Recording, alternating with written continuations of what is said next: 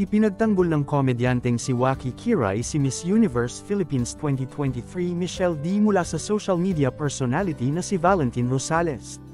Sa kanyang Facebook post noong Huwebes, ika-16 ng Nobyembre, pinuna ni Waki si Valentin matapos sabihin ng huli na kulang sa wow factor si Michelle kumpara sa mga naunang kinatawan ng Pilipinas sa pageant.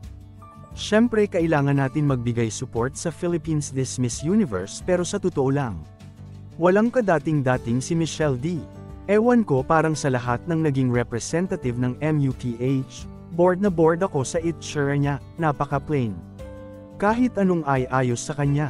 Dagdag pa niya, wala siyang wow factor. Napakalayo niya kay Pia, Kat, Gasini, Rabia, Beatrice.